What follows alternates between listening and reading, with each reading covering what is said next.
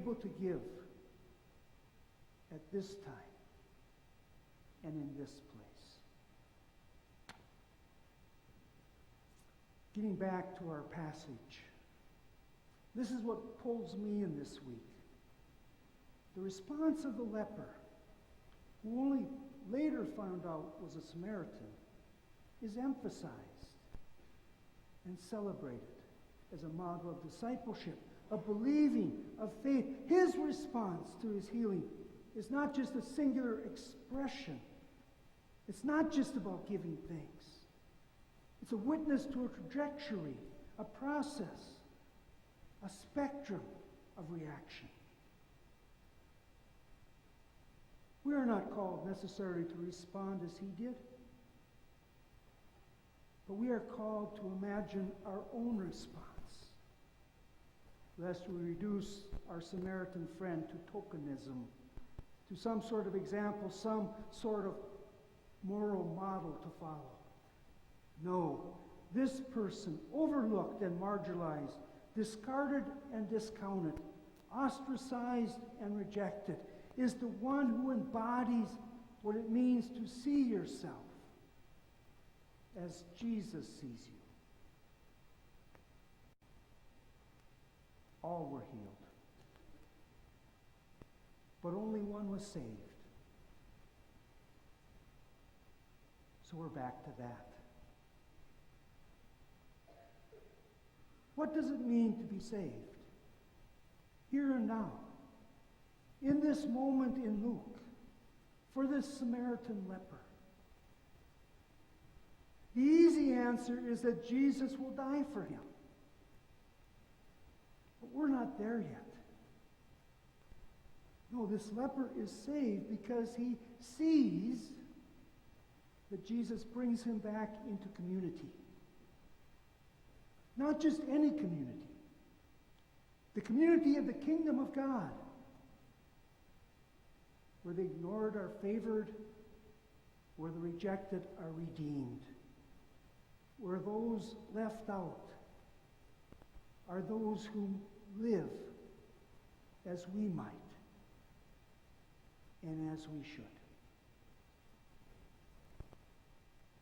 To return to a Jewish rabbi to pay homage when you're a Samaritan because you've realized that you're more than a Samaritan, more than a leper, or even more than a healed leper.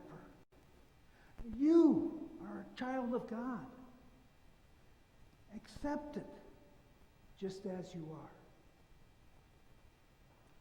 That is what the 9 missed. It's not that they did anything wrong. It's that they didn't see their good fortune or voice their blessing, and so missed out on being made whole.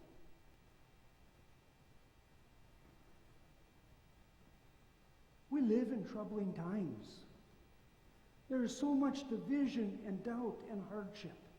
It can be difficult to sustain faith in a loving God. Moreover, the challenges that confront us in loving our neighbors are daunting.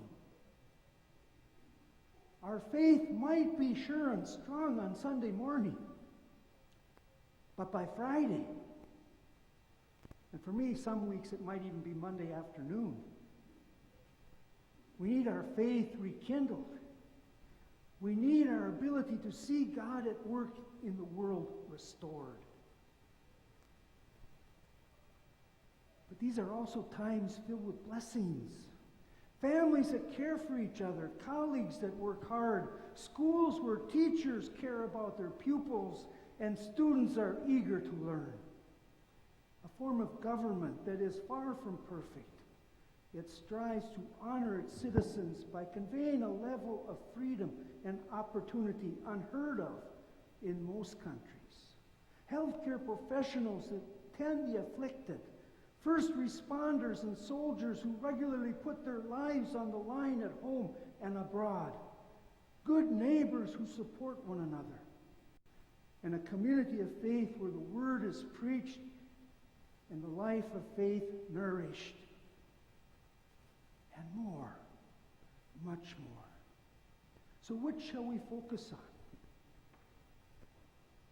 In the face of adversity, do we see danger or do we see opportunity? In the face of human need, do we see demand or do we see gift? In the face of the stranger, do we see a potential enemy or a friend? There is, of course, no right answer to any of these questions. How we answer depends upon what you see.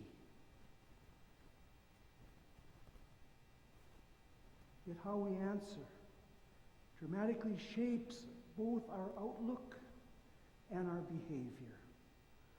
When we look to God, do we see a stern judge or a loving parent? When we look to ourselves, do we see failure or a beloved child? And when we look to the future, do we see uncertainty or do we see an open horizon? At the outset of today's gospel, 10 men are stuck between regions in a no man's land of being socially, religiously, and physically unclean. By the end of the story, all 10 are healed. One, however, because he sees what has happened, recognizes Jesus. Jesus' reign and Jesus' power.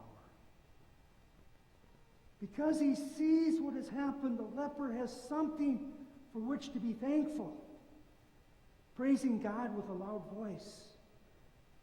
Because he sees what has happened, the leper changes direction and is drawn back into relationship with God and humanity. In all these ways, he has been, if we must choose a single word, saved. Perhaps this is the key to the Christian life. To see, return, praise, worship, give thanks, get up, and go. Got confirmants here writing sermon notes. Those 7 things should be in that sermon note.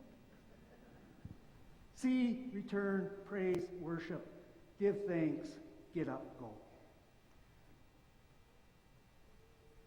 Before we're called to believe or confess or help or do, we are called to see, to point out the blessing, to claim mercy, to name grace, wherever we are, and with all the courage we can muster. What we do here this morning, when we worship, is not simply about hearing God's story, or even praising God in response to that story. It also includes helping us see God at work in our lives, in our world, drawing us back into relationship with God and humanity. And for that we return, praise, worship, give thanks, get up, and go. Amen.